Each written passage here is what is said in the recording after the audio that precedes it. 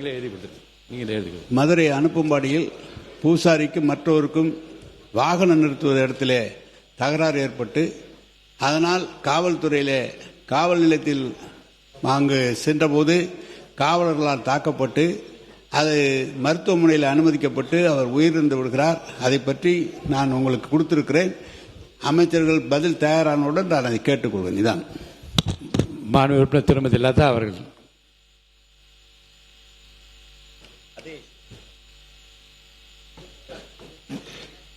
மாண்புமிகு பேரவைத் தலைவர் அவர்களே, மாநகராட்சி போக்குவரத்து கழகங்களின் நடத்துனர்களை நியமிப்பதற்கு உத்தரப்பிரதேசத்தில் உள்ள சிந்தூரி மேனேஜ்மெண்ட் சொல்யூஷன் நிறுவனத்திற்கு 250 பேரை ஒப்பந்தம் அடிப்படையில் நியமிக்க தமிழக அரசு ஆணை வழங்கியிருப்பது உடனடியாக ரத்து செய்ய வேண்டியதன் அவசியம் குறித்து, போக்குவரத்து துறையை நேரடியாக பணி நியமனம் செய்ய வேண்டியதன் அவசியம் குறித்தும் கவனத்தை ஈர்த்து அமர்கிறேன். மாண்பு உறுப்பினர் எஸ் கிருஷ்ணமூர்த்தி.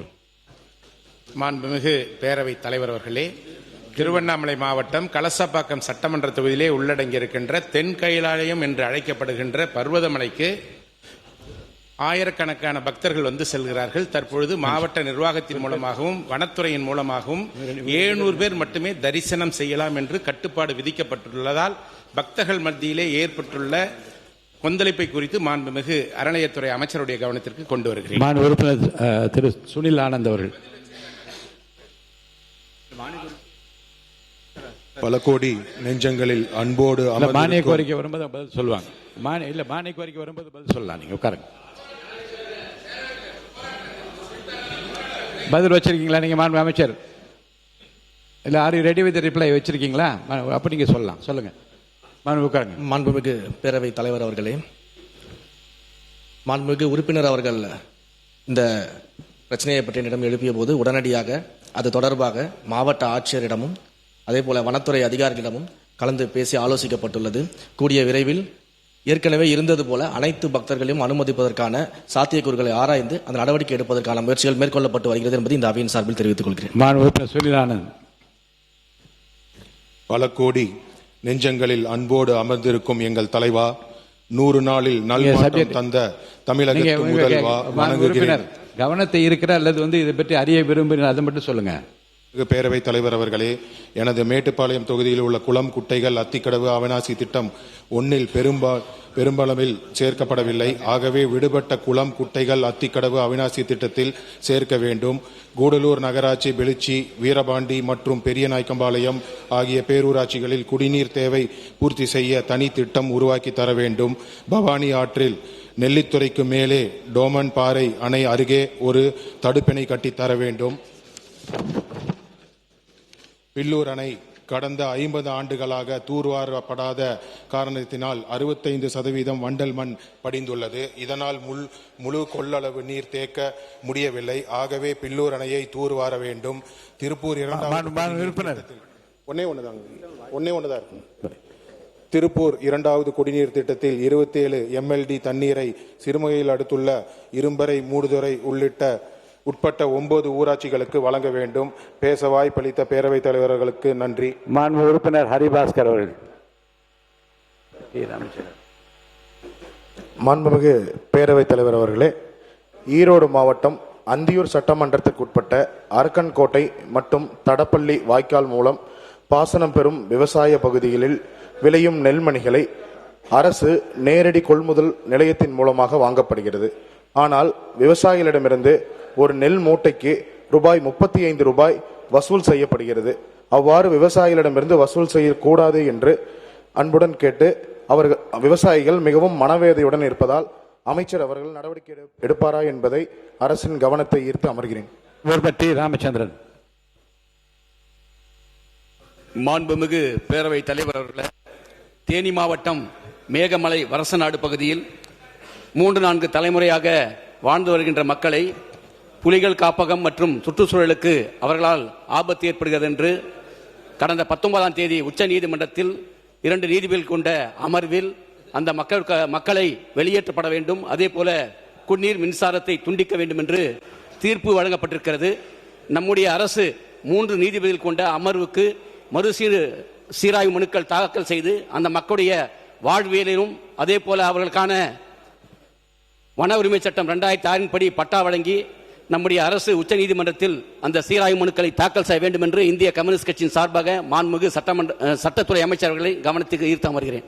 அவர்களே, திருப்பூரில் மிக முக்கியமான பிரச்சனை குப்பை மேலாண்மை. குப்பை என்பது வெறும் சுகாதார பிரச்சனை அல்ல, அது மக்களின் ஆரோக்கியம், அது சுற்றுச்சூழல். திருப்பூரில் மிக முக்கியமான பிரச்சனை குப்பை மேலாண்மை. குப்பை என்பது வெறும் சுகாதார பிரச்சனை அல்ல, அது மக்களின் ஆரோக்கியம், அது சுற்றுச்சூழல், அது ஒரு நகரத்தின் மரியாதை. அந்த மரியாதையை கடந்த ஆட்சியாளர்கள் காப்பாற்ற தவறிவிட்டனர். குப்பைகளை நீர்நிலையங்களிலும் விவசாய நிலங்களிலும் கொட்டி நிரப்பினர். மேலும் சில சமூக விரோதிகள் பல இடங்களில் தீ வைத்து எரிப்பதனால் ஒவ்வொரு பகுதியிலும் மக்கள் அந்த மாசுபட்ட காற்றினால் பாதிக்கப்படுகின்றனர்.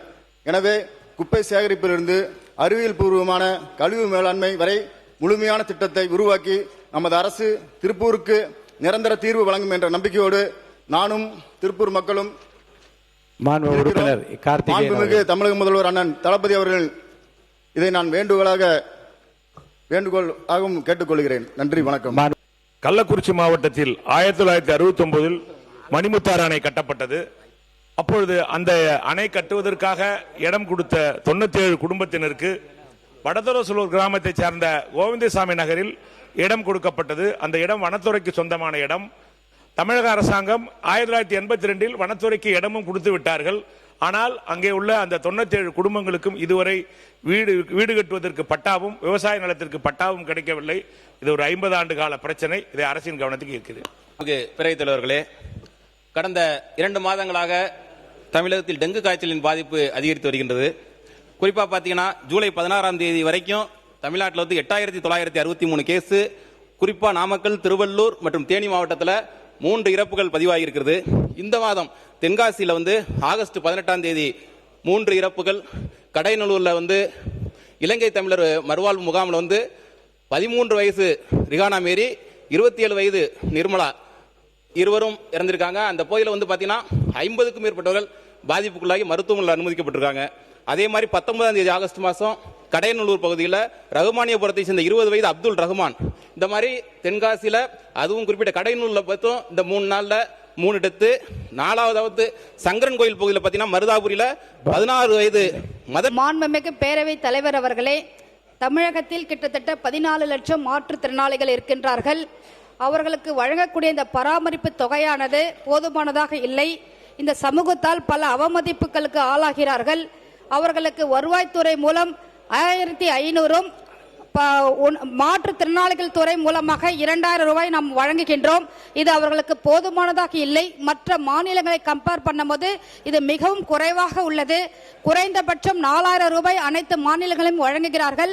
நம்முடைய மாண்புமிகு முதலமைச்சர் அவர்கள் கருணையோடு எங்களுக்கெல்லாம் கார் வழங்கியிருக்கின்றார். அதற்கு நன்றி கூறி அதே மாதிரி மாற்றுத்திறனாளிகளுக்கு இந்த பராமரிப்பு தொகையை உறுதியாக அவர் கனிவுடன் அதிகப்படுத்தி கொடுப்பார் என்ற நம்பிக்கையோடு தங்கள் வாயிலாக மாண்புமிகு முதலமைச்சர் அவர்களுக்கு கனிவோடு இந்த கோரிக்கையை வைத்து நன்றியோடு அமர்கிறேன். நன்றி.